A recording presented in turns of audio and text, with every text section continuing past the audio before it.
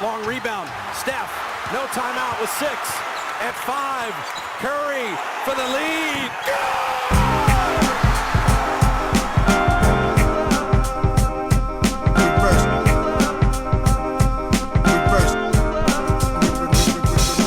The game's a game. The game's a game. The game's a game. The game's a game. Always.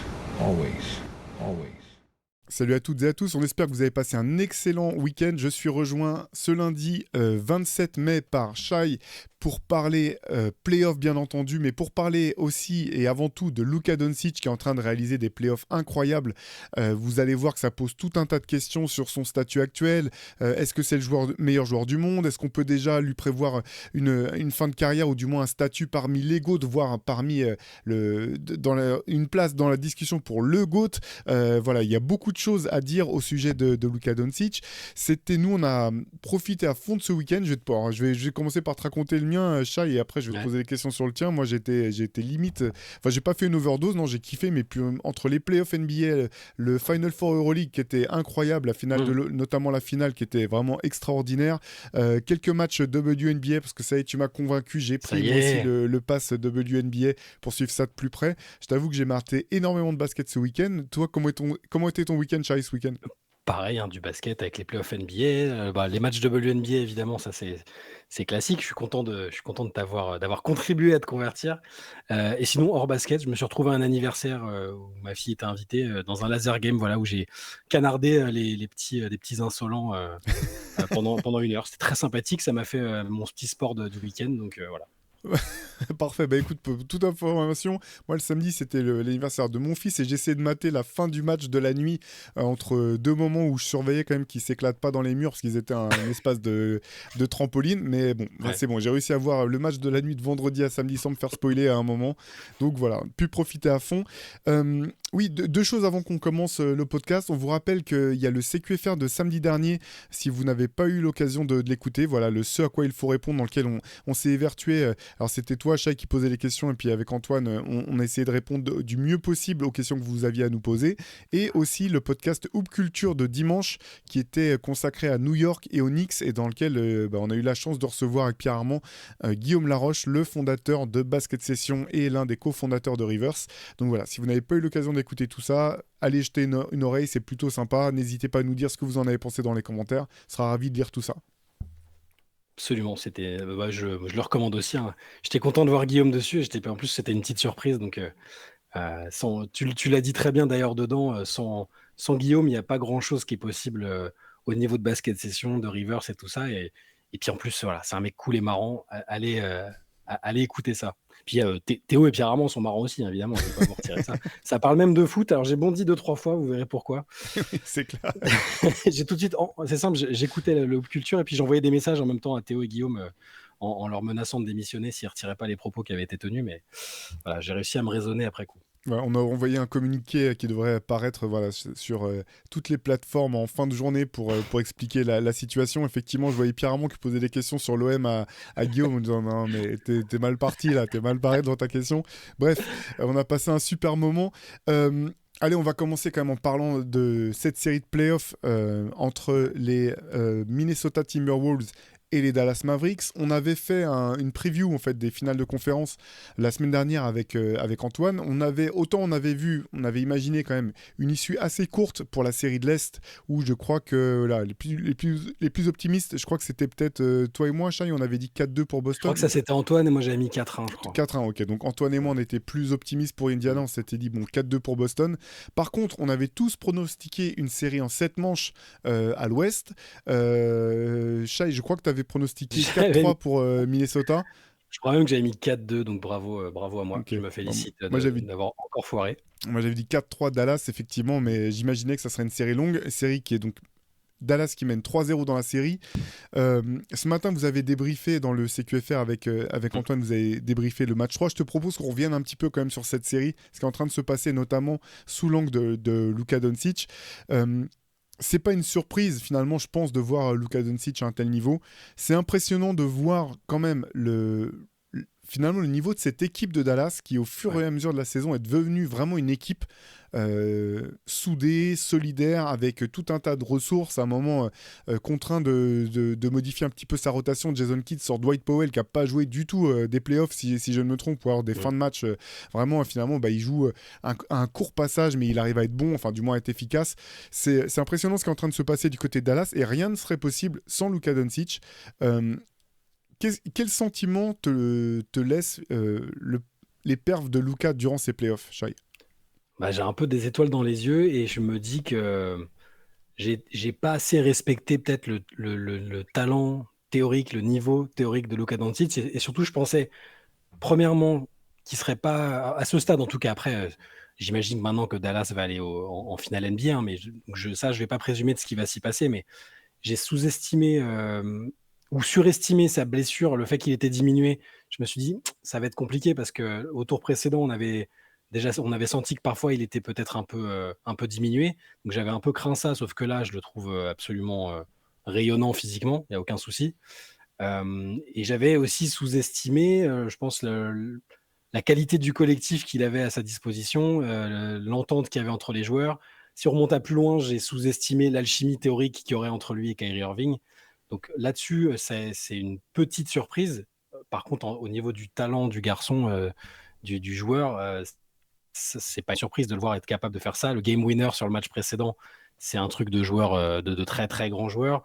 La manière dont il arrive à faire jouer l'équipe, à être à la fois altruiste et individualiste quand il le faut, parce que c'est important aussi, surtout quand tu es une superstar et qu'il faut faire des matchs et des séries. Là où, pour continuer dans le registre des surprises, et ça faisait partie des raisons pour lesquelles j'étais sceptique sur Dallas, moi je partais du principe qu'avec tes deux meilleurs joueurs, Luka Doncic et Kyrie Irving, qui étaient j'irais jusqu'à dire presque des handicaps défensivement. Historiquement, c'est pas des bons joueurs défensifs. Kyrie a parfois su faire les efforts, mais ça reste quand même un virtuose en attaque. Luka aussi. C'est pas des joueurs qui ont eu besoin de beaucoup défendre dans leur carrière. Je m'attendais pas à ce niveau de performance défensive des deux, à ce niveau d'implication, d'effort tout court. Et Luka en particulier, je trouve qu'il est, il est bluffant là-dessus. Et du coup, ça fait un cocktail de joueurs à un niveau absolument étourdissant contre l'une des meilleures défenses que personnellement j'ai vues depuis très très longtemps, voire all-time, tout simplement sur ce qu'ils ont montré contre Denver au tour précédent.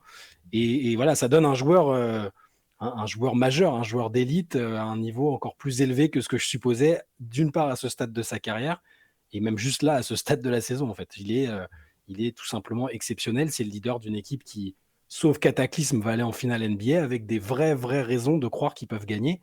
Et si Dallas gagne et que donc Luka gagne, je pense que il y a des implications très importantes sur déjà ce qu'il est en train de laisser comme empreinte en NBA.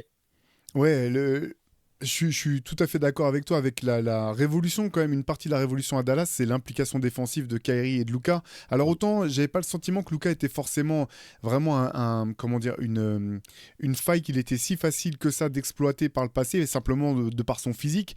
Autant je suis tout à fait d'accord avec toi pour dire qu'il faisait pas les efforts. Là, ce qui est vraiment incroyable, je trouve, dans ces playoffs, c'est qu'au fur et à mesure, tu as de moins en moins l'impression que c'est des efforts en fait que fournissent Kyrie et Luka de ce côté du terrain. C'est de plus en plus naturel.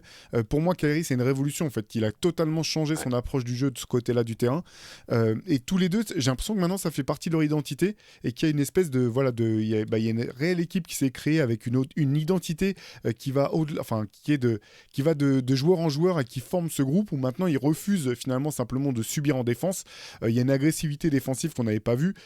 Au passage, je trouve que Jason Kidd fait des playoffs incroyables. Tu sais, on parle tout le temps de la zone pour les joueurs, des moments où ils peuvent rien rater.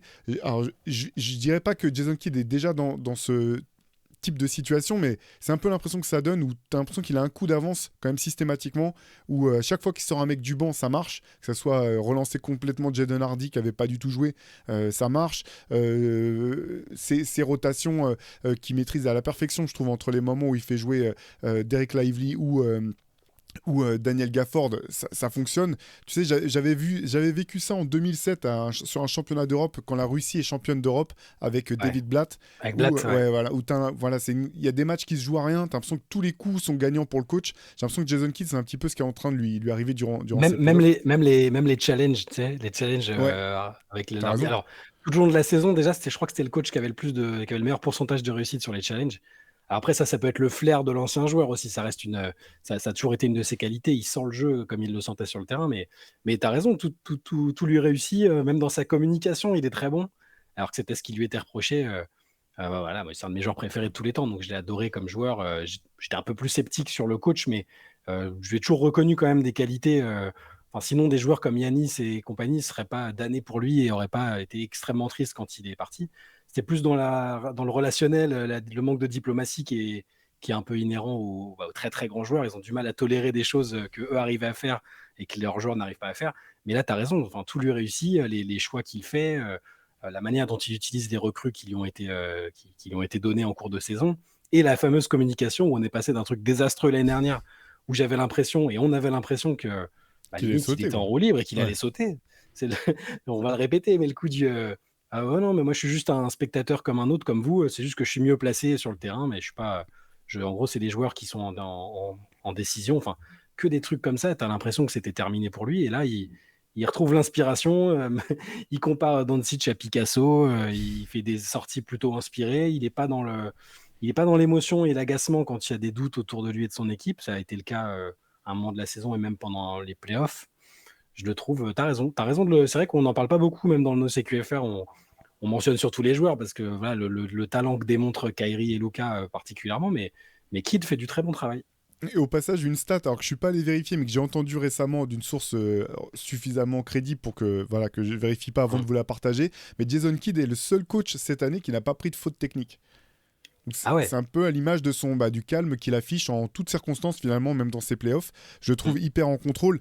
Et effectivement, on en revient quand même enfin, si ça fonctionne, c'est parce que tu as un joueur comme Luka. Et en fait, il y a un truc qui me faisait, enfin, qui était intéressant, je trouve, en écoutant les commentateurs, notamment Stan Van Gundy, qui disait non, mais sur pick and roll, je comprends pas pourquoi les Wolves sont en défense en drop. Ils devraient Hum. blitzer systématiquement Luka. Alors voilà, justement dans le numéro spécial défense qu'on est en train de rééditer, parmi les articles qu'on a rajoutés, on a notamment rajouté un article de 4 pages sur les différentes manières de défendre sur pick and roll. C'est Romain Leroy, assistant coach du CSP Limoges, qui nous a fait l'amitié, voilà, de d'écrire cet article et de décrire un petit peu toutes les manières, du moins les manières les plus fréquemment utilisées par des coachs pour défendre le pick and roll en fonction de leur philosophie. Donc le drop, comme vous le savez certainement, c'est quand le défenseur qui défend sur l'écran, au lieu de sortir très fort, simplement protège l'accès à la raquette.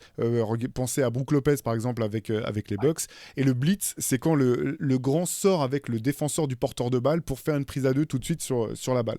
Bref, Stan Van Gundy disait il faut absolument blitzer et tout.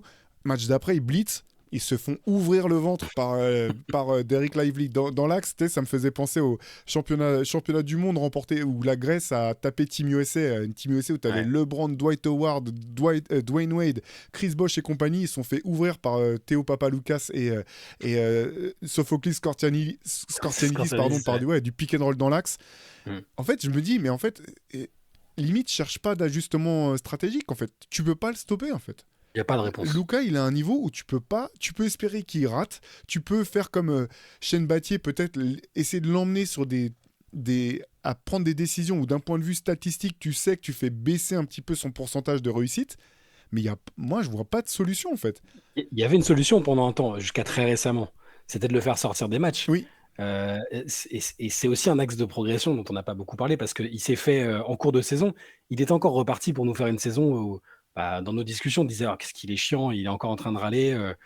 Ok, parfois il y a certainement des coups de sifflet qui devraient lui revenir. Mais chaque contact, chaque attaque de cercle, chaque sifflet ou non coup de sifflet, c'était l'occasion pour lui de râler, de sortir du match et de prendre des fautes techniques. Et ça veut dire ça avait une influence sur les résultats, mine de rien. Et là, ça fait quelques semaines, peut-être quelques mois, où il est quand même il est plus en contrôle de ses émotions. Il avait dit, voilà, vous pouvez le noter, c'est acté. Aujourd'hui, je travaille là-dessus. Peut-être avec l'aide de Jason Kidd, par exemple, avec peut-être ses coéquipiers aussi, les nouveaux coéquipiers qui sont autour, l'aident là-dessus. Mais c'était une des stratégies des adversaires, c'était de faire en sorte que Luka dégoupille. Ça reste un joueur au talent vertigineux, même quand il est un peu, quand il est frustré et qui sort un peu de son match. Mais c'était une des stratégies. Et maintenant, celle-là, elle semble même plus pouvoir exister parce que il arrive à, en tout cas sur les dernières séries, parce là, elle est en train de tourner largement en faveur de Dallas et la précédente a tourné en faveur de Dallas. Il est dans une émotion différente alors c'est une forme de provocation parce qu'il célèbre les paniers, les actions spectaculaires. Il fixe la caméra, il va discuter avec Anthony Edwards là, quand ils ont les mains sur les genoux et tu sens qu'il lui dit 2-3 trucs. Après le panier sur Rudy Gobert, où il a dit qu'il avait dit des trucs en slovène, bon, on a pu lire sur les lèvres, c'était fleuri et c'était pas du tout slovène. Il est dans une manifestation de ses émotions qui est très différente, qui est pour le moment pas de la frustration, et ça retire encore une cartouche à ses adversaires, où j'imagine quand même qu'il y en a plein qui ont dû essayer, qui ont dû se dire que c'était un axe de travail pour défendre sur lui. Il n'y a même plus ça pour l'instant. Donc c'est-à-dire que tu as raison, il y a tous les types de défense, il n'y a aucun type de défense qui fonctionne correctement. À la limite, il y avait le côté très physique d'un Luguensdort qui a toujours été très compliqué pour Luka, mais même ça, il a réussi à s'en défaire en impliquant en plus les autres, avec l'aide de Kyrie et tout. Mais tu as raison, globalement, c'est peut-être le joueur le plus, avec Jokic, quand Jokic est agressif, c'est le joueur le plus compliqué à défendre aujourd'hui en NBA parce qu'il n'y a rien. Il n'y a rien qui peut l'empêcher de scorer finalement. Non, il y a rien qui peut l'empêcher, je suis d'accord avec toi. Sur son attitude, j'ai l'impression que c'est en cours de série face à OKC que ça a shifté vraiment, où tu sentais qu'il y a, je me rappelle plus quel match précisément, mais il l'avait dit lui-même après au micro, où il s'était dit, bon, faut que je laisse ça de côté, maintenant je vais sourire, et on retrouve son sourire narquois. Alors c'est un sourire qui veut autant dire va te faire foutre que quand il gueulait pas avant, mais en fait ça change quand même son attitude, vraiment, et là, il a effectivement le niveau qu'il affiche là. On sent qu'il est encore un peu ralenti quand même par son genou, mais tu sens que ça va mieux aussi quand même de match en match et de semaine en semaine. Il devient vraiment inarrêtable, et une des différences aussi, et je trouve qu'on la voit en fait au fur et à mesure de ses playoffs, c'est la confiance qu'il a en ses partenaires. Alors qu'on sait que c'est un excellent passeur, mais parfois, en fait, et notamment en saison régulière, tu avais un petit peu l'impression que c'était soit je score, soit je fais la passe décisive, soit je donne la balle à Kyrie, je mets dans un coin. Et en fait, je trouve que durant cette série, notamment face aux Wolves, on sent vraiment qu'il hésite moins encore qu'avant à faire simplement la passe juste, même si elle ne mène pas un tir à 3 points directement. Et derrière, il y a des coéquipiers qui font qui prennent les bonnes décisions. Et notamment, j'ai souvenir de une ou deux actions où finalement, il donne une passe simple. Son coéquipier, que ce soit PJ Washington ou Josh Green, je ne me rappelle plus précisément, fixe à nouveau, fait la passe derrière qui, elle, est décisive. Et en fait, c'est là où cette équipe de Dallas, là, elle est de plus en plus compliquée à jouer. C'est qu'il y a une espèce de montée en confiance globale de chaque joueur dans son registre.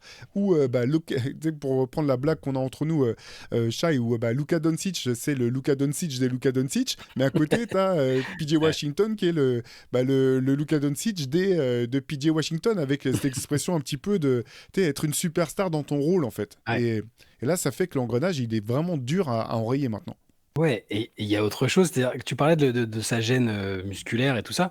Parfois, je me demande si, depuis qu'il a cette douleur-là, c'est-à-dire, il est pas plus dans une recherche d'efficacité, peut-être pas, enfin, c'est peut-être pas une recherche d'ailleurs, c'est peut-être inconscient. Et quand tu regardes ses pourcentages, il y a aucun match où il a vraiment. Là, si on prend les 5 derniers, admettons les 2 derniers contre KC qui gagnent et les 3 premiers contre Minnesota. À 3 points notamment, où il a parfois tendance à prendre des tirs compliqués alors que c'est pas sa meilleure arme depuis le début de sa carrière. Il est capable de tirer de très loin, de marquer de très loin, mais c'est pas sa meilleure arme. Quand tu regardes, sur les 5 derniers matchs, il fait un match à 45%, un match à 66%. Il y en a un où il passe un peu à côté à 30%, le deuxième match, le premier match pardon, contre les Wolves. Et les 2 derniers, là, il fait 5 sur 11, 5 sur 11, donc plus de 45%. Et l'adresse globale, c'est pareil. Sur les 5 derniers matchs, toujours là, sur cette fenêtre-là, 54%, 60%, 46%, 43%, 50%. Il shoot juste, il phagocyte pas le ballon. Il sait, comme tu l'as dit, qu'il peut faire plus confiance à ses coéquipiers à côté, à commencer par Kyrie Irving, qui peut sur des séquences prendre le jeu à son compte, lui aussi avec une efficacité assez incroyable. Et des joueurs sur lesquels on n'aurait pas forcément misé pour être des joueurs de confiance dans un contexte aussi chaud que les playoffs, c'est-à-dire Derek Lively. Lui, je le trouve vraiment incroyable parce qu'il a 20 ans, il n'a pas beaucoup d'expérience, même au niveau universitaire. Il n'a pas beaucoup d'expérience et il joue avec un sang-froid et une maturité et une efficacité de vétéran, quoi.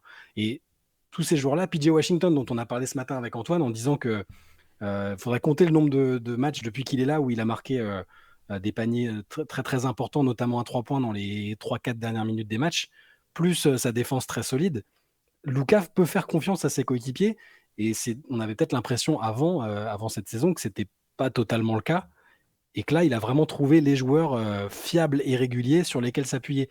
Et tous les très grands joueurs dans l'histoire ont eu à un moment peut-être ce déclic. On peut parler même individuellement, même de Jordan, pour prendre les tout meilleurs. Ils ont eu ce moment où ils se sont dit « Ok, je peux pas tout faire tout seul. Je suis très fort, mais je peux pas tout faire tout seul. Et par contre, j'ai cette saison, les joueurs autour de moi qui, dans leur rôle, sont parfaits, dont je respecte le talent. Et l'arrivée de Kyrie, dans ce sens-là, est très importante. C'est-à-dire que c'est même plus du respect pour le talent de Kyrie qu'il a, c'est de l'admiration, je pense. Et ça fait toute la différence. Et ça débloque tout un nouveau... plein d'ouvertures différentes chez lui et un niveau de confiance et un niveau de performance qui est vertigineux, encore une fois, et qui est pas... Théoriquement, Luka Doncic n'est pas censé être dans son prime encore. C'est ça qui 25 est ans, effrayant. Il a 25 ans. Globalement, que ce soit les tout meilleurs joueurs ou les joueurs lambda, autour de 27-28, on se dit que là, ils sont à leur prime et qu'ils performent le plus fort. Doncic, il a théoriquement encore des marges de progression. Il y avait la défense. Je veux dire, là, s'il reproduit ce qu'il est en train de montrer sur le plan défensif pendant 10-15 ans, ça va être incroyable. La maîtrise des émotions, il montre qu'il est capable de maîtriser ses émotions. La durabilité et la fiabilité, et il l'a parce que même un peu blessé, il arrive à être performant. Il y avait ce côté un peu soliste qui peut se frustrer sur ses coéquipiers. On peut repenser au fait qu'il n'y ait pas eu d'alchimie avec Kristaps Porzingis, par exemple, alors que tout semblait fait pour qu'ils s'entendent finalement, et ça n'a pas pris. Là, maintenant, j'ai l'impression que tout est réuni pour que Luka démarre, même s'il a déjà son début de carrière est incroyable, et on va en parler avec les accomplissements individuels et collectifs qu'il a fait. Là, on est peut-être sur le vrai démarrage de quelque chose d'encore plus incroyable que ce qu'on avait prévu, je pense. Ouais, c'est impressionnant, effectivement. L'entente avec Kyrie, elle est manifeste. C'est vraiment une relation à deux dans le sens où pour que ça marche, il faut vraiment que les deux veuillent que ça marche et tu sens que les deux veulent que ça marche. Ce qui m'avait marqué, moi, dans la série face aux Clippers, c'est que j'avais l'impression que parfois, Luka t'avais l'impression qu'il voulait tuer le match trop tôt, en fait. Il prenait des tirs très durs à des moments où je trouve que c'était pas forcément le bon timing. Et au fur et à mesure de ses playoffs, je trouve qu'il a vraiment fait du tri et finalement, en faisant plus confiance à ses coéquipiers, il a aussi réservé les moments où il doit frapper fort. Et ça, c'est aussi à mettre comment dire, il faut rendre à Kyrie Irving les lauriers qu'il mérite parce que je l'ai trouvé très bon dans le dernier match, par exemple. Il y a tout un moment où Luka vraiment tente beaucoup de choses, les unes après les autres. Et Kyrie, il a vraiment la patience de rester concentré dans le match. Et le moment où la balle lui parvient, et il est fort à ce moment-là. Et en fait, c'est ce que je trouve admirable, et j'en reviens un petit peu à Jason Kidd, c'est je trouve que c'est vraiment du premier au 15e homme, les joueurs sont prêts à jouer au moment où on a besoin d'eux. Et c'est quelque chose qui est pas facile, en fait. C'est vraiment pas facile de te dire, alors soit quand tu es dans la pause d'un Kyrie Irving, de dire, ouais, mais attends, ça fait 4 minutes, j'ai pas touché un ballon, moi aussi, je suis dans cette équipe, moi aussi, c'est grâce à moi qu'on en est là. Et de rester concentré. Le moment où la balle lui vient, tu sens qu'il est purement et totalement dans le moment et insaisissable autant qu'il peut l'être. Hier, Kyrie et Luka ont écœuré les Wolves, en fait. Il y a des moments... Quatrième carton de Kyrie, 14 points, c'était trop facile. Enfin, il rend des choses difficiles pour le commun des mortels et le commun des mortels des basketteurs trop facile. C'est fou. Ouais, voilà, ça avait vraiment aucun sens. Et là, ce timing, voilà, c'est cette machine qui se met en route, elle est vraiment belle à voir. Ou même encore, j'en reviens à Dwight Powell, le mec, il a pas joué des playoffs. Il vient, alors il a pas fait un passage extraordinaire. C'est pas ça que je suis en train de dire. C'est-à-dire qu'en fait, pendant je sais plus, j'ai pas le box score sous les yeux, mais les 7 minutes où il a joué, eh ben, il a contribué à l'énergie globale de l'équipe. Il a joué son rôle à la perfection. T'as l'impression qu'il y a personne qui râle, en fait. Tu vois qu'il n'y a personne qui fait la gueule, même dans tes exams, toute la saison il est très bon, et là il joue quasiment plus. Bah, s'il doit jouer 3 minutes, il joue 3 minutes à fond, il repart et t'as pas l'impression que ça pose de problème dans le vestiaire. C'est assez admirable ce qui est en train de se passer, et pour que ça se passe comme ça, il faut que les leaders, les meilleurs joueurs de l'équipe soient au diapason de tout ça, et je pense que l'un comme l'autre... ils sont exemplaires en fait. Tu parlais de sa durabilité. Cette année, il joue 70 matchs. Luka, on sait que parmi les superstars, il n'y en a pas tant que ça finalement des joueurs sur qui tu peux compter soir après soir. Il y a Jason Tatum qui est tout le temps là. Tu as Nikola Jokic qui est tout le temps là. Jokic, ouais. Bah, et après, c'est Luka, j'ai l'impression. Il n'y en a pas d'autres des joueurs. Non, et SGA aussi, j'exagère, parce que Ouais. SGA aussi qui a joué quasiment tous les matchs. Mais finalement, très vite, après, il y a un énorme décrochement, je trouve, entre les joueurs qu'on vient de citer et les autres. Et ça, c'est à remettre à son actif, parce que voilà, tu sais qu'il n'est pas à fond, qu'il n'est pas. Ceci dit, à ce stade de la saison, personne n'est en parfaite Ouais, en santé, pleine mais forme, ouais. tu vois, à la fin du match hier, on le voit se jeter au sol sur un ballon pour essayer de le disputer à Anthony Edwards, arracher comment dire, un entre-deux. C'est pas toutes Ouais. les stars NBA que tu vois faire ça. Ouais, et alors, sur ce côté durabilité et tout, faut se dire que c'est un joueur auquel il a été reproché pas mal de fois d'avoir une condition physique un peu douteuse, de se mettre en condition en cours de saison après 15-20 matchs, de revenir de vacances avec de l'embonpoint et tout ça. Là, j'ai aussi l'impression qu'il y a eu du travail là-dessus. Euh, Après, c'est une impression visuelle, j'en sais rien, je suis pas sur la balance avec lui. J'ai l'impression qu'il est. Alors, il avait parlé d'une forme de régime alimentaire différent.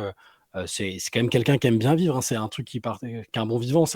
Il partage ça avec Jokic aussi. Et quand les deux se croisent, ils sont des bouffes. Il n'y a pas de souci. Mais j'ai l'impression il a quand même ciblé cette saison comme quelque chose de très très important. Et ça se voit aussi sur le plan physique. Et cette durabilité, elle est très très importante. Au-delà du fait qu'il ne se blesse pas souvent, ce qui est quand même une qualité importante. Bah, il est présent, il n'a pas de vraie baisse physique, il n'y a pas d'enchaînement de matchs vraiment long où il semble tirer la langue. Sinon, il n'aurait pas été dans la conversation pour le MVP cette saison, hein. Vu le niveau des prétendants entre Jokic et chez Gilgeous-Alexander, pour citer que, il fallait être fiable et durable pour y arriver, et lui, il a été. Et ça n'aurait pas du tout été un scandale d'ailleurs. Enfin, s'il avait été MVP, on n'aurait pas crié au scandale d'ailleurs, hein. C'est pas. Donc ouais, il a cette durabilité des superstars qui portent leur équipe très loin, qui font gagner des titres. Voilà, c'est bon. Je dis ça, Kawhi Leonard n'a pas eu une durabilité folle après son titre avec Toronto, mais avant, il était plutôt fiable aussi. Donc c'est un trait qui est commun aux très très grands et que Doncic a aussi.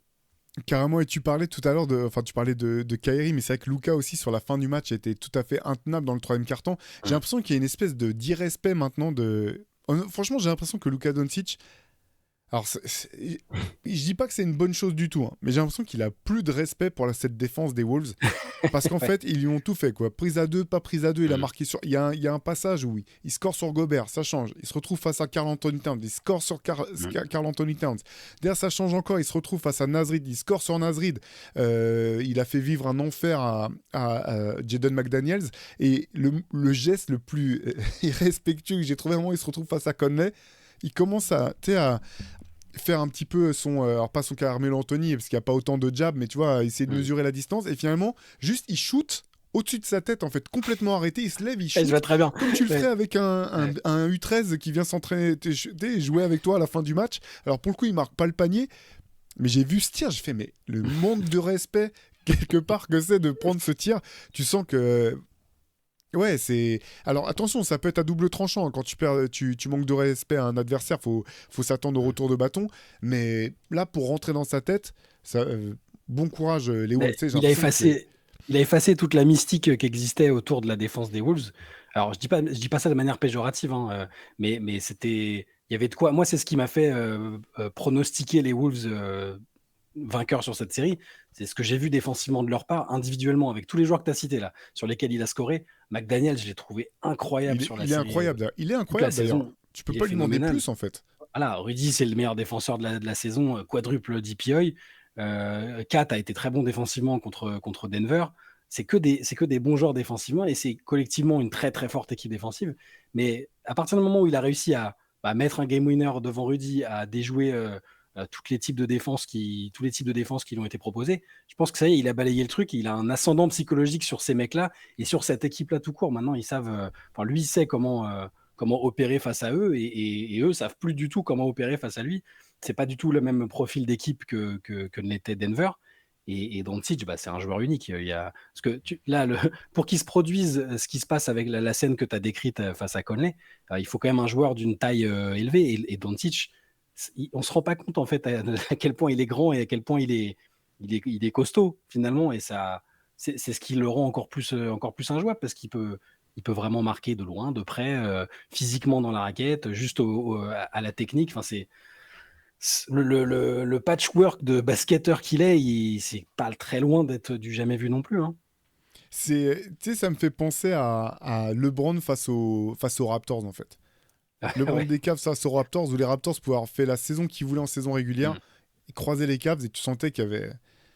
Dans la tête de LeBron, il n'y avait pas un scénario dans lequel les Raptors Mm. pouvaient gagner, quoi. Il y a cette quote, j'avais déjà sorti une fois, là, où ils doivent aller gagner un match à Toronto. Un journaliste fait à LeBron, c'est une situation stressante de devoir aller gagner un match à Toronto, genre à l'extérieur. Il a dit, j'ai été dans des tas de situations stressantes dans ma vie, je peux vous dire que ça en fait pas partie.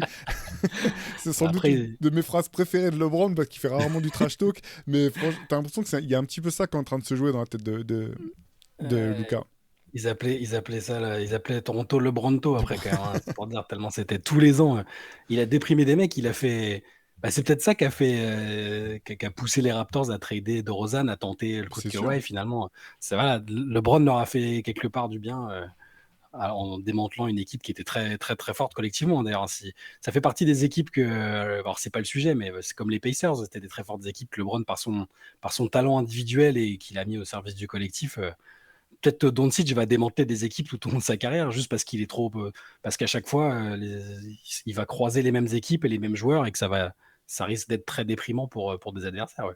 Oui, non, mais c'est clair. Et tu disais tout à l'heure que tu sais, ils ont pu envoyer toutes les formes de défense qu'ils voulaient, Ouais. ça change rien. Faut rappeler que Doncic a 25 ans, mais c'est vraiment pas un joueur lambda en NBA. C'est un Mm. mec qui est pro depuis ses 15 piges, qui est Oui. passé par le Real Madrid, donc finaliste déçu de l'Euroleague ce week-end avec des joueurs avec qui il a joué. Hein. Il y avait encore les Sergio Llull, Ouais. les Rudy Fernandez, etc. Il a grandi avec ces mecs-là. Hein. Et Mm. quand on parle de son attitude, je peux dire que quand tu as 15 ans, que tu arrives dans le vestiaire du Real Madrid et que tu dis attends, mais à l'entraînement, il faut que je joue face à Andrés Nocioni, Rudy Fernandez et tous les Lascars de Et l'époque. Sergio Rodriguez et tout. Là, ouais. C'est pas un mec qui sort tu sais, comment dire, du circuit EAU et qui a fait un an à la fac en fait. Il y a Ouais.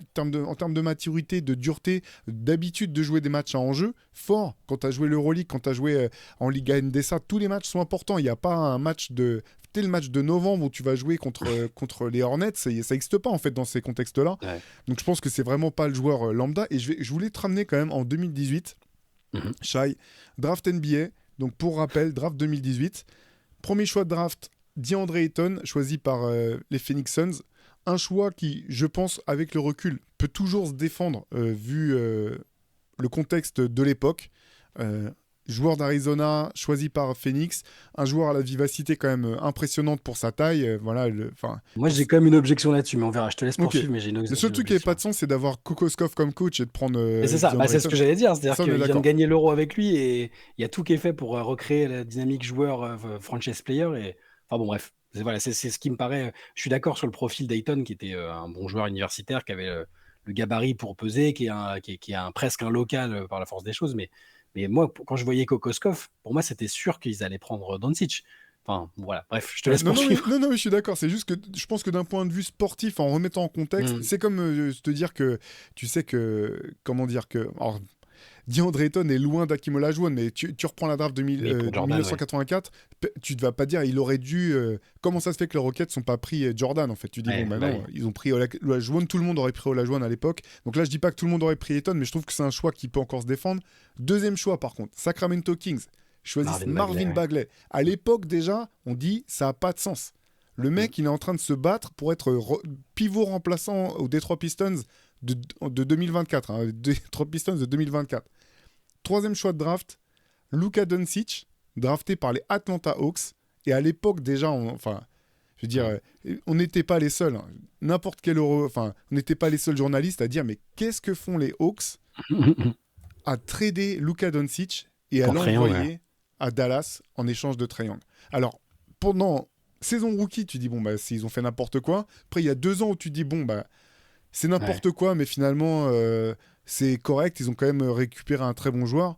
Là, on est maintenant en 2024.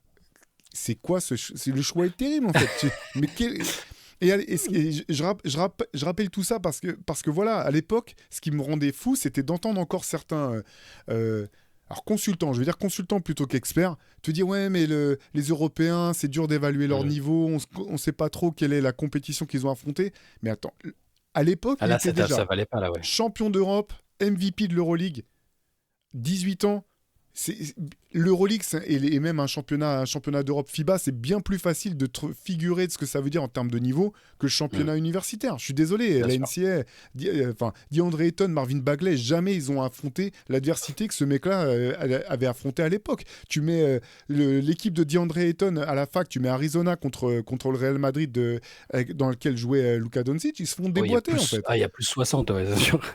C'est quand même dingue. Et c'est pas là, on n'est pas en train de nous sortir des dossiers d'il y a 25 ans. Tu dis le scouting, on n'était pas là, on n'avait pas les stats avancées. Mais Je continue tu de sais pas qu'un comprendre en jour, fait. je pense qu'un jour, il y aura un long article, une oral history qui sera écrite dessus, parce que sur chaque strate là, de tout ce que tu viens de dire, il y a des. C'est-à-dire que, ok, alors pour Phoenix, voilà, ok, le choix, on l'a expliqué, mais pour les autres, enfin pour les Kings, il y a l'histoire, la brouille Divac avec le père de Luka.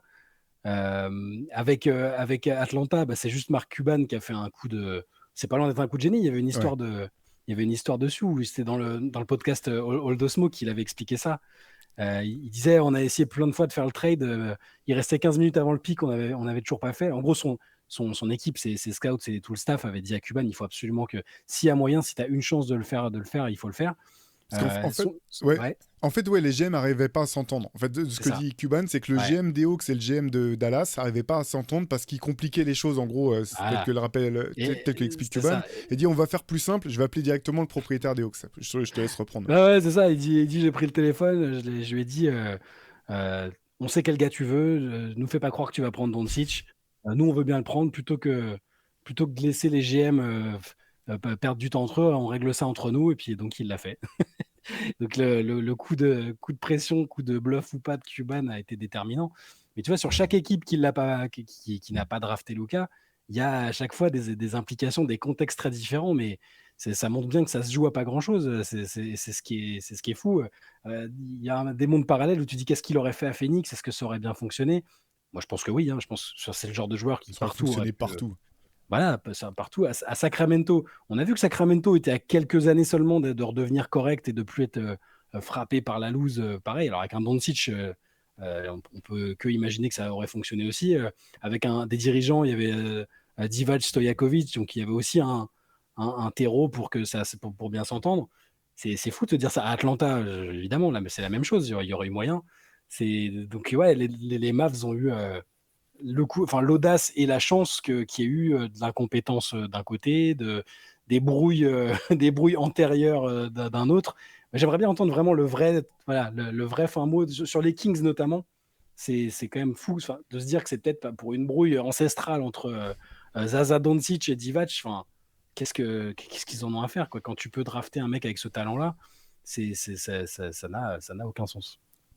Non, mais c'est clair. Ce qui est fou, c'est que c'était vraiment pour le coup en temps réel. On se disait, et même, tu te rappelles, on s'était un petit peu accroché avec, très gentiment avec le compte des Kings FR sur Twitter, parce qu'en fait, on en était venu à se dire, de toute façon, les Kings, ils font tellement n'importe quoi, ils se sont rattrapés depuis, qu'on espérait que Doncic soit pas choisi par Sacramento, parce qu'on avait peur qu'il fasse n'importe quoi. Mais par contre, je te rejoins, en fait, Luka, tu le mets dans n'importe quel contexte, ça marche, en fait. Regarde, si tu changes poste par poste, Luka Doncic et Trae Young aujourd'hui, tu peux les mettre sur le terrain ce soir et leur faire jouer un match, ça va marcher en fait. Même chose Phoenix, tu préfères avoir Bradley Beal, Kevin Durant et Devin Booker, ou Devin Booker et Luka Doncic. Je veux dire, Oui, bien sûr. Tu peux prendre le problème dans tous les sens et ça reste absurde. Enfin, c'est quand même une des plus grosses tragédies de la draft, je trouve, le fait que, ce qui s'est passé pour que, le contexte qui a permis à Dallas de récupérer Luka Doncic, je dis, mais normalement, tu refais le scénario 1 million de fois, jamais tu retombes sur le même résultat. C'est pas possible qu'il leur tombe entre les mains. Ce qui est fou en plus, là où Dallas a une chance incroyable en plus, c'est que ils sont sur la fin de l'ère Nowitzki. Il est bouilli, le pauvre Dirk. Tu sais qu'ils vont passer peut-être 5-6 ans à essayer de se reconstruire, à essayer de trouver leur prochaine star, et que c'est très dur à trouver. C'est quand même la denrée la plus rare, c'est de trouver le joueur sur lequel tu vas miser pour incarner ta franchise quand tu as eu un mec qui pendant 15-20 ans a été comme Dirk. Et là, non seulement ils ont eu le bonheur de pouvoir prendre Doncic, alors il faut de la compétence, hein. Il faut se dire quoi qu'il en coûte, on le fait. Si on doit trader toute l'équipe et les 10 prochaines années, on prend Luka. Ça, ils étaient prêts à le faire, il n'y a aucun souci. Et la chance qu'ils ont eu aussi, c'est que Luka a joué une saison avec Dirk quand même. Et encore aujourd'hui, tu vois Dirk au bord du terrain, ils sont dans une relation vraiment quelque chose de à la fois de l'ordre du mentor, de l'ami, et je pense que Dirk est très important pour Doncic aussi.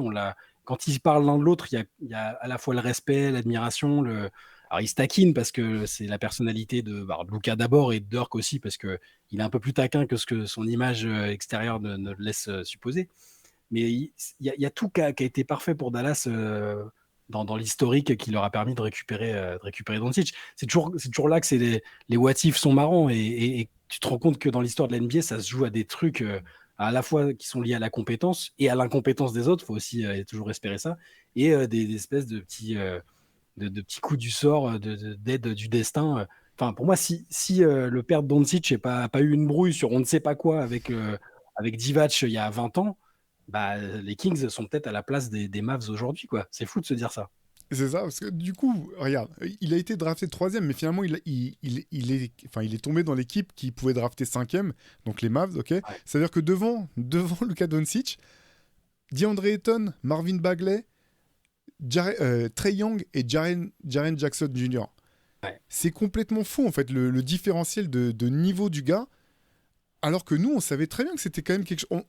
On va pas réinventer l'histoire. Moi, je pensais pas que son adaptation serait aussi instantanée au jeu NBA. Ouais. Je pensais pas que dès sa première saison, il sera à plus de 20 points, presque 8 rebonds s'il passe. Je pensais qu'il allait s'adapter, qu'il avait tous les outils pour et qu'il serait très fort. Ça, je le On maintiens. l'a écrit dans les Rivers, on avait fait des gros papiers sur lui pour dire c'est l'élu, quoi. C'est du basket mondial. Après, qu'il soit aussi fort tout de suite, non. Ok, ça, je te rejoins. On pouvait pas dire il sera... on va parler après de son historique, son début de carrière, il est totalement insensé sur le plan des accomplissements individuels et collectifs. Exactement, mais par contre, tu savais qu'il allait...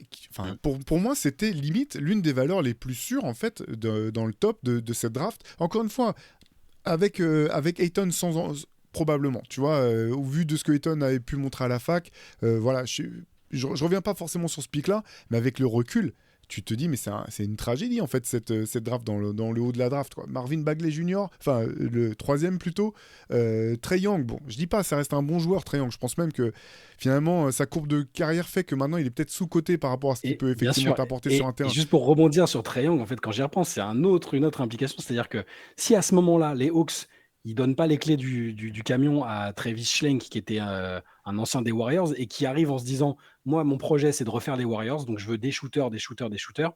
Il prend Trae Young, c'est pour ça aussi qu'il prend Trae Young. C'est parce qu'il veut un shooter, un mec qui à la fac tire de super loin, donne l'impression d'être un shooter d'élite. Alors, il s'avère que c'est même pas la meilleure caractéristique de Young aujourd'hui en NBA, c'est un vrai bon playmaker, très gros passeur, mais ses pourcentages à 3 points sont pas ceux qu'ils espéraient. Et depuis, Schlenk est plus là. Donc, s'il n'y a pas à cet instant-là, ce mec-là qui veut faire ce projet-là, je pense que les 3 quarts des autres GM avec un autre projet, ils draftent Doncic, en fait. Ouais. Et ils font pas le... Enfin bref, ouais, c'est pour rebondir dessus. Mais... T'as raison sur la spécificité de cette draft et ce qui s'est passé pour que Dallas puisse lui mettre la main dessus. Allez, je te sors une autre stat quand même, je pense que je vais rien apprendre à personne. Plus grosse, la plus grosse moyenne de points inscrits en playoff de tous les temps, donc all time, vous pouvez prendre depuis le début de la NBA. Michael Jordan, 33,4 points de moyenne. Deuxième, Luka Doncic, 31,1 points de moyenne. Le mec a 25 piges.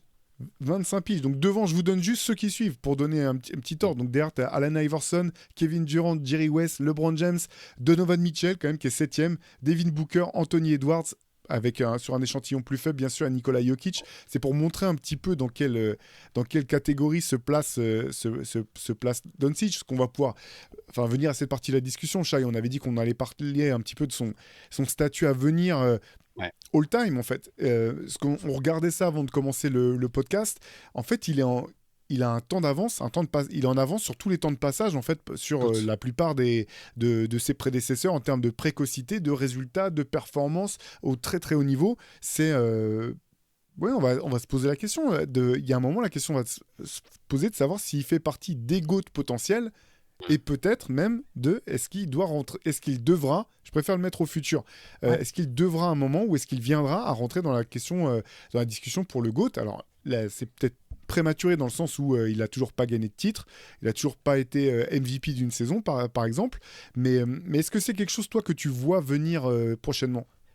Mais oui, parce que, alors, il y a évidemment que le chemin est très long, mais le simple fait qu'on se pose la question, alors que toi comme moi, on est des, on est longtemps resté figé sur des positions, enfin, je pense, hein, tu me diras ce que tu en penses, mais sur Jordan, de toute façon, est intouchable parce qu'on a grandi avec ça, on a grandi avec Jordan, et pas que Jordan d'ailleurs, dans une hiérarchie très compliquée de bouger Jabbar, Russell, même Magic ou Bird.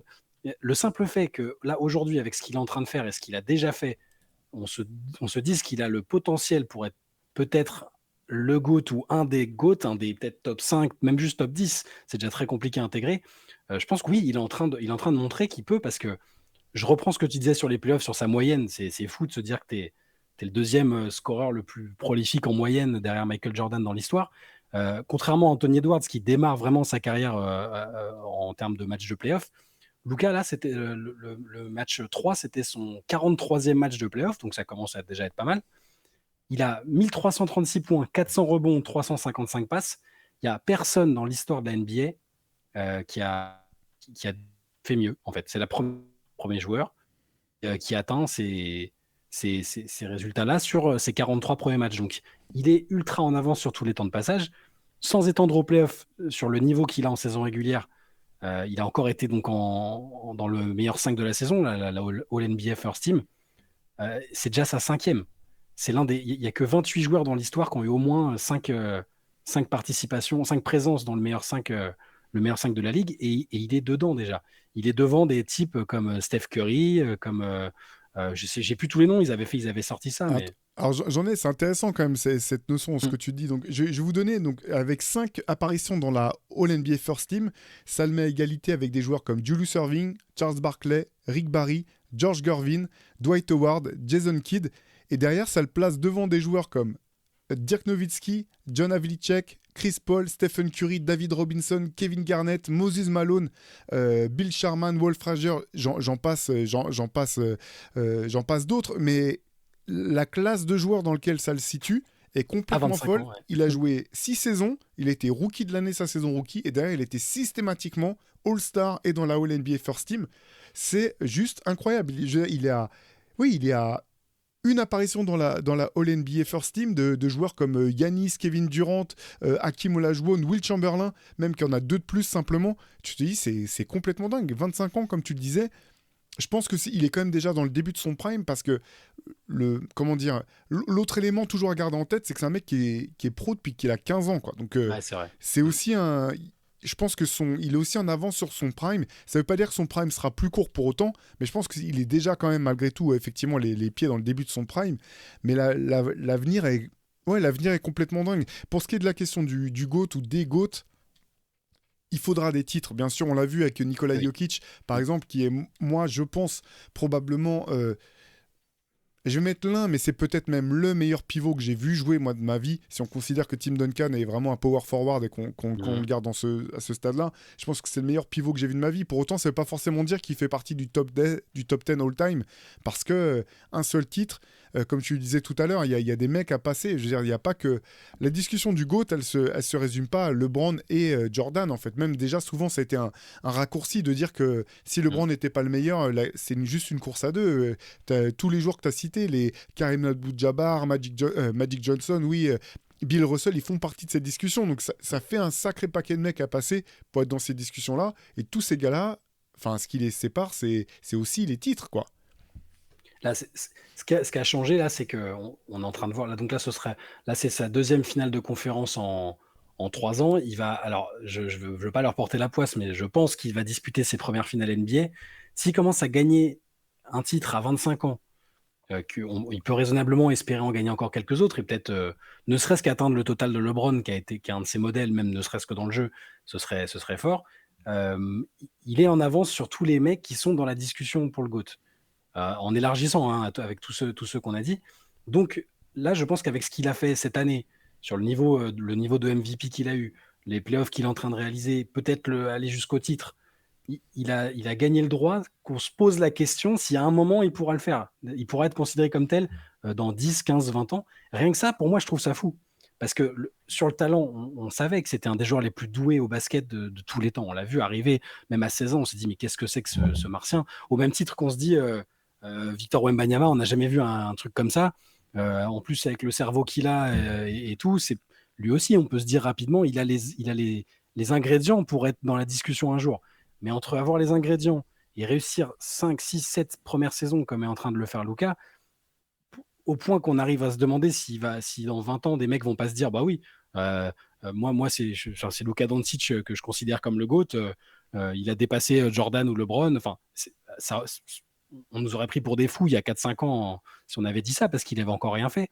Là, aujourd'hui, on en est loin, mais la question peut se poser à un moment, on peut se dire, avec quelques titres, alors il va pas gagner 11 titres comme Bill Russell, parce que c'est le fonctionnement de la NBA fait que plus jamais, oui. ça n'arrivera plus jamais, je pense. Donc déjà, s'il arrive à un niveau comme Kobe, comme LeBron, enfin, ce sera des arguments supplémentaires. Si on ajoute à ça la longévité, parce qu'on peut supposer qu'il aura une carrière assez longue, on touche du bois pour lui, mais il n'a pas un style de jeu ultra explosif. Sa taille et sa technique sont ses meilleurs arguments, et ça, a priori, ça disparaîtra pas. Donc il a plein d'arguments qui font penser que l'argument numéro 1 de LeBron maintenant, c'est sa longévité, son excellence, sa longévité dans l'excellence. Ça, il peut l'avoir, parce qu'il du premier jour où il a foulé un parquet NBA jusqu'à aujourd'hui et potentiellement jusqu'à la fin, il risque d'être excellent. Les titres, ça peut peut-être commencer à arriver. Les accomplissements individuels, ils sont déjà étourdissants alors qu'il a 25 ans et qu'il n'y a aucune raison qu'il ne soit pas encore 5, 6, 7 fois dans des first teams. Ça peut paraître un peu provoque de dire que c'est possible, mais je pense qu'il a les capacités pour qu'on parle de lui dans ces termes-là à un moment. Alors moi, en termes de niveau, on en parlait un petit peu avant de commencer le podcast, je pense que en termes de niveau individuel, j'ai aucun doute là-dessus que son niveau de jeu effectif puisse le mettre dans cette discussion. C'est plus sur le palmarès, je pense que la route est encore extrêmement longue parce qu'en fait, oui. On parle d'un joueur qui n'a pas encore gagné un seul titre. Même en début d'année, toi et moi, je pense qu'on était d'accord, on voyait Denver répéter, assurer le back-to-back et tu te dis, bon, déjà avec 2 titres, Jokic, ça le met dans une certaine catégorie. Là, au bout du compte, il n'en a qu'un seul. Je continue de penser que c'est sans doute avec Luka. Enfin, je pense que Jokic est le meilleur joueur du monde, mais c'est genre 1A, 1B, je pense, avec Luka Doncic. Et tu te dis, imaginons que Jokic n'arrive plus à gagner de titre ou n'arrive qu'à en gagner qu'un autre sur l'ensemble de sa carrière, sur ce qui reste. Quand tu vois Dallas qui est en train de monter en puissance, les Wolves qui sont en train de monter en puissance, OKC qui va être monstrueux, je veux dire, chaque année, là, pour les 10 ans à venir, ça va être une guerre sans merci dans la conférence Ouest. Je pense que ça, c'est pas si simple.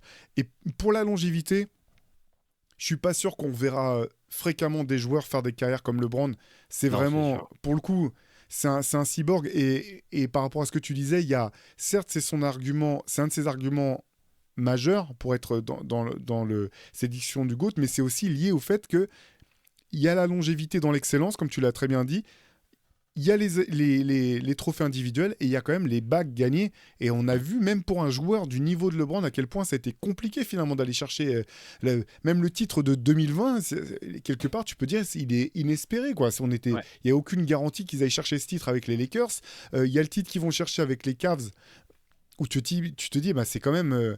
Là, c'est pareil, tout le monde pensait qu'ils étaient morts sur le bas-côté de la route, tu vois, on n'imaginait pas du tout qu'ils allaient aller chercher ce titre face aux Warriors. Donc le plus dur reste à venir quelque part pour Luka de ce point de vue-là, je pense. Bien sûr. Par contre, sur le niveau de jeu, le niveau de jeu effectif, je suis tout à fait d'accord avec tout ce que tu dis. Je pense que même sur ses points forts, il va que progresser. Je pense que sur sa gestion des émotions, il ne devrait que progresser. En conférence de presse hier, il saluait l'impact de Kyrie Irving dans la maturité, dans la sagesse qu'il apportait. Je veux dire, jamais on aurait dit ça de Kyrie il y a 5 ans, on n'aurait même jamais dit ça en début de saison. Donc c'est pour montrer à quel point les années vont l'aider là-dedans. Donc tout le potentiel est là. Par contre, voilà, le plus dur commence peut-être quelque part, même de ce côté-là, je m'en fais pas tellement parce que des gens qui ont eu la trajectoire de Luka en termes de solidité mentale, il n'y en a pas 50. Tu peux dire Karim Abdul-Jabbar, ce que les gens ont oublié que c'était à l'époque déjà un phénomène depuis les lycées, qui avait une pression qui était folle sur lui. LeBron, alors ça va peut-être en faire rire certains, mais mais Tony Parker est de cette génération-là, parce que depuis ses 16 ans en France, alors même si c'est pas la même magnitude, il y a les projecteurs qui sont braqués sur lui avec les médias qui suivent ses résultats systématiquement, et dans une moindre mesure, je dirais Ricky Rubio, qui lui aussi a émergé au très haut niveau très jeune. Je crois qu'avec Badalone, ses premiers matchs, c'est pareil, ça doit être à 16 ans. Ouais, c'est ça. Voilà, et qu'on annonçait comme un futur très très grand. Et en fait, bah, tu vois, dans cette... Il y a quand même, tu vois, sur ces rares prototypes, bah, il y a des Hall of Famers, et il y a des joueurs comme Ricky Rubio, par exemple. Alors, je pense que Luka Doncic est un joueur plus fort que Ricky Rubio, c'est pas ça que je suis en train de dire, mais on voit la difficulté quand même qu'il y a à faire une grande carrière, et en même temps, je pense qu'il a déjà pu avoir se forger son mental, en fait, tu vois, la capacité de... Ce que Anthony Edwards va devoir commencer à découvrir maintenant, en fait. Les attentes qui sont peut-être un petit peu disproportionnées par rapport à ton niveau de maturité d'un point de vue basket. On voit la pression, là, qui malgré voilà, son attitude qu'on trouve tous les deux hyper rafraîchissante d'Anthony Edwards, on voit que c'est pas si simple, en fait, quand maintenant on te demande de produire année après année, ou même Jason Tatum, où on en parlait la semaine dernière, où on se dit, bon, bah, maintenant il fait des matchs à 30 points, 8 rebonds, 7 passes, on se dit, ouais, mais il n'a pas été si bon que ça. Non, on voit la difficulté que ça peut représenter, et pour relever ce challenge, je pense que Luka, il est prêt à relever ce challenge. Oui, bien sûr. Et puis bon, il faudra voir ce que ça va donner aussi là sur les hypothétiques finales NBA. Là, à l'heure où on enregistre ça, il y a 3-0 et aucune équipe dans l'histoire n'a jamais remporté de série après avoir été menée 3-0. Donc c'est pour ça que je pars du principe qu'il va disputer ses premières finales NBA. Et c'est un joueur qui me semble assez hermétique à la pression, parce que tu le disais, il a joué quand même joué aussitôt dans une institution comme le Real Madrid. Il est parti de chez lui très tôt aussi. Je sais pas, il est arrivé à 12 ans en Espagne, quelque chose comme ça. Il a été mis dans des situations d'inconfort, de pression, d'attente extrêmement élevée, comme tu l'as dit. Et je n'ai pas l'impression que le contexte de finale, en dehors de problèmes physiques qu'il pourrait avoir, je n'ai pas l'impression que... Je pense que c'est même là-dedans qu'il s'exprime le mieux. Il a été MVP de Final Four d'Euroleague. Il a contribué fortement à ce que la Slovénie gagne l'Euro. Je crois que c'est Dragic qui avait été MVP, mais il avait 17 piges. C'était déjà le playmaker. Contre la France, il nous avait assassinés. Enfin, il avait été incroyable. Je crois pas que c'est des contextes qui vont qui vont l'handicaper, et c'est ce qui me fait dire que si ils arrivent tous les ans à être toujours au moins en demi-finale ou finale de conférence, il aura un paquet d'opportunités d'aller en finale NBA et de gagner des titres. Et là, la question du palmarès, elle va vite être résolue. S'il débloque déjà le palmarès cette année, ce qui va être compliqué, parce que si c'est bien Boston en face, là aussi, je touche du bois pour nos amis des Celtics, qu'ils ne deviennent pas les premiers à dilapider. Là, si ça se produit et sans Haliburton, c'est qu'il ne mérite pas d'être voilà, en finale NBA. Quand tu mènes 3-0 et que le meilleur joueur adverse on passerait sur du surnaturel. Donc oui, c'est pour ça que je me permets d'anticiper une finale Boston-Dallas, mais c'est pour moi, voilà, il a la précocité, les temps de passage où il en avance, le niveau individuel qu'on a répété. Il a, selon moi, plus, en tout cas, ce qu'on disait sur sa défense, parce que là, il a montré qu'il pouvait le faire. C'est pas irrémédiable. Le niveau d'effort, parfois, était très, très, très, très discutable. Il revenait en marchant et tout ça. Là, il est en train de montrer qu'il peut ne pas revenir en marchant. Il peut être constamment impliqué sur un match. Donc, le bagage global de ce joueur me fait dire qu'il peut très bien... il a les armes. Et je le répète, c'est déjà incroyable qu'on puisse se dire ça, qu'on soit autorisé à penser ça, déjà. C'est pas garanti. LeBron, il a mis du temps avant qu'on vraiment puisse considérer, ou que des gens qui ont vu jouer Jordan puissent dire c'est vrai quand même, il mérite au moins d'être dans la discussion, tu vois. Il a fallu qu'il gagne un titre, plusieurs titres, qu'il soit monstrueux sur la durée. Après, il y a le côté culturel aussi pour le GOAT, il ne faut pas se cacher. Il y a l'impact sur la culture qui fait que Jordan est quasiment indétrônable là-dessus. Il faudra voir quelle trace laisse Luka aussi. Est-ce que au niveau du basket global, est-ce qu'il aura une empreinte? Je pense que oui, je pense vraiment que ça peut être le cas, mais tu l'as dit, le chemin est très très long sur tous les plans, mais là, ce qu'on est en train de voir fait dire qu'il est sur la bonne voie quand même. Ouais, les finales vont être vraiment passionnantes, parce que finalement, tu vas retrouver face à face aussi Jason Tatum et Luka Doncic. Il y a ce face à face qui va être vraiment hyper intéressant à suivre. Effectivement, à condition bien sûr que les Mavs et les Celtics valident leur finale de conférence. Il y aura une opposition de style aussi qui sera Enfin, j'ai hâte d'y être. D'ailleurs, allez, je m'arrête là-dessus parce qu'on vous fera forcément un podcast de preview sur la finale. On pourra rentrer un peu plus dans le détail de cette confrontation si jamais ça devait être celle-là qui venait qui devait se produire en finale NBA. Est-ce que y a autre chose que tu voulais rajouter sur Luka, Shai? Non, écoute, je pense qu'on a été assez. J'espère qu'on considérera pas ça comme un blasphème, qu'on a discuté du fait qu'il avait le talent pour être un GOAT. On dit pas que ça va être le GOAT, hein, juste que le niveau qu'il est en train de démontrer est exceptionnel. Et puis moi, ajouter que je suis très très content de m'être trompé sur les Mavs, parce que je sais que parfois dans les commentaires on nous dit vous êtes négatif sur telle équipe, vous aimez pas un tel ou un tel, vous aimez pas Kyrie, vous aimez pas Luka, machin. On s'est plaint de Luka pendant la saison, hein. Même dans les podcasts en dehors, on s'est plaint du fait que malgré son génie, il était désagréable à voir jouer, à voir râler en fait, tout bêtement. Je suis très très content de m'être trompé sur le potentiel de cette équipe, de cette association entre Kyrie et Luka, sur Kyrie tout court. Moi, je suis très content de m'être trompé et que, a priori, Dallas aille en finale et que Luka soit sur cette voie royale, quoi. Ouais, ça va être. On a hâte de voir les matchs 4 de chaque conférence qui seront quand même.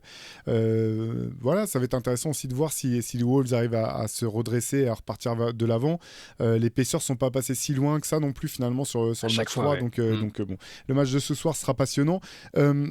Une chose, oui, je vous rappelle aussi, on va refermer là le podcast, mais que la réédition de notre MOOC 2 spécial défense est toujours en précommande si vous voulez aller voir de quoi il retourne. Je vous rappelle simplement le principe, c'est qu'en fait, on a rajouté presque 130 pages de nouveaux articles uniquement axé autour de la défense et il y a plusieurs packages et si vous allez sur basketsession.com et puis on vous met un petit lien, vous pourrez voir, vous pouvez commander la réédition simple entre guillemets, vous pouvez aussi choisir un package où vous avez une surcover avec une illustration originale signée de Vladislav Lakche, je sais même plus, je trouve même plus les GOAT. Voilà, exactement, les qualificatifs pour le décrire. Voilà, ce super artiste laiton qui avait fait la couverture originelle qui est derrière moi, avec aussi il y a des goodies, des stickers, une carte à collectionner, etc. Et il y a un troisième package dans lequel vous pouvez avoir tout ça, plus une lithographie originale de la cover. Voilà, je vous laisse découvrir tout ça sur Basket Session. On a vraiment essayé d'aller au fond du fond des choses sur cette question de la défense, que ce soit d'un point de vue individuel, historique et collectif. On a pu bénéficier de l'apport de consultants vraiment passionnants. Donc allez au moins jeter un coup d'œil, je pense que ça pourra vous intéresser. Nous, on vous retrouve toute cette semaine, les CQFR, la Late Session, bien sûr, mardi soir, plus les autres contenus auxquels vous êtes habitués. On a hâte de vous parler de tout ça et de continuer de décrypter ces playoffs NBA avec vous. Et on vous dit à très vite. Ciao. Ciao.